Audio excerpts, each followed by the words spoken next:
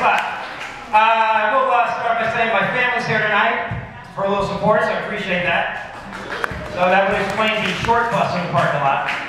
But I do want to say my wife isn't here tonight. She was mad at me this morning. My wife, Lori, is always mad at me. But she sent me a text, and I thought I was going to say good luck, and said, don't choke. So I sent one back to her, and I said, well, maybe I'll be saying that to you when I get home tonight. She fired right back at me. Don't flatter yourself, that was my first husband. But I will tell you, I'm brand new at this. I know it's hard to look at me and say, he's brand new at anything. You look up and you go, he's familiar. I've seen that guy before. Who does he look like? Kind of a cross between John McCain and dead. But I can assure you, you haven't seen me before. It's my first time. I have been practicing at home, though. Seriously, in front of like stuffed animals and children's toys and things. And you know you're bombing when Barbie offers Malibu kind of blowjob. Just get the fuck away from you. Get back to the beach house. But I actually did practice a little bit in front of my daughter, Ashley, who I love very much. She's 20. And I rehearsed in front of her for a little bit. And any parents in the house that have older kids, like in their 20s, I have to tell you, when I was done, she looked at me, she said, Dad, it doesn't suck as bad as I thought it would. That is a huge compliment. I got to the phone, I called her, Ashley said I don't suck as bad as she thought I would. Ashley said I don't suck.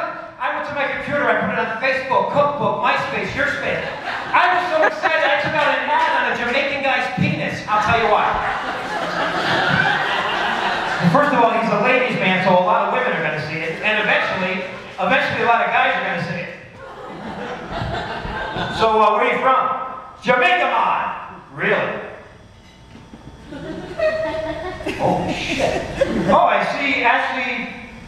Ashley thought her dad's comedy didn't suck as much as she thought it would.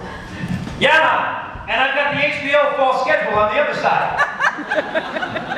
So, I'm driving up here, and I'm nervous as hell because people are now texting a lot when they drive. You know that horrific PSA that's on the internet, which I think is devastating? But I'm not much of a person that uses the texting, except in social situations, when I want to talk about the people around me.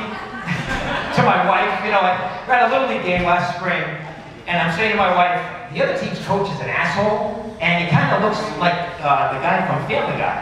And the person behind me, looking directly at my phone screen, is his wife. So sometimes it backfires, but other times it can be a lot of fun. Like Lori wanted to go back to church, right? And I know I haven't been to church in 100 years. And I'm nervous about that because I never know when to stand or kneel or sit or sing or any of that shit. So it's kind of fun to send text to her like, you know, who's the guy in the hat? What the fuck is he talking about? You know, or when you're in church, there's the guy behind you who knows everything, you know? And I feel like I'm in a better place with God not going to church because I think the wrong things when I'm in church. Like I got the guy behind me, he's like, through him, with him, in him, in the unity of the Holy Spirit. Shut the fuck up! Or when a hot woman comes to church and now you're starting to think things you shouldn't be thinking. I'm like, you know, all of a sudden you're thinking all these thoughts and you want to tell the guy behind you to fuck off. You're thinking about the woman next to you. And you're like, you know, I'm in a better place with the Lord if I don't go to church. Because if he's keeping track of this shit, he's like, stay the hell out of church, Frank. Will you, for God's sake? For my sakes, actually, is what he's thinking. But any people here, business people? You have your own business? I'm going to tell you, look, I got to tell you, I'm happy to be starting a new chapter in my life. Finally, it's a chapter that's not followed by the number 7 or the number 11. I've had more failed businesses than Bernie Madoff has cellmates lined up to play hide the salami 7 nights a week. And because of that, my investors have a nickname for me. They like to call me the man with the minus touch. Yeah, so that's what they like to call me. I will tell you as I wrap up here that it's really left me in a bad place with the credit card people. Get a lot of phone calls from the credit card companies night after night, and the only thing to do is to mess with them, you know? Typical night at my house is they'll call up, and finally just start messing back. Phone call comes in, hello? Hello, Mr. Carofano, this is Cindy from American Express. I'm calling regarding your $52,000 credit card debt. Well, Cindy, perhaps American Express should have given a loser like me that kind of credit line. Mr. Carofano, I have to inform you this call is being recorded for quality assurance. Cindy, are you sure you're not recording my voice so you can masturbate to it later? Mr. Carofano, Cindy, I want you to take your middle finger, bring it up to your lips and get it wet. Mr. Mr. Carofano. Cindy, okay. Get it real wet.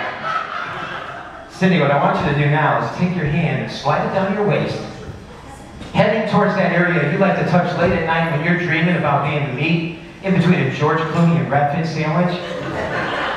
Are you almost there, Cindy? Oh, Mr. Carofano. Cindy, what I'd like you to do now is stop. I need your credit card number. The rest of this call is going to cost you $4.95 a minute.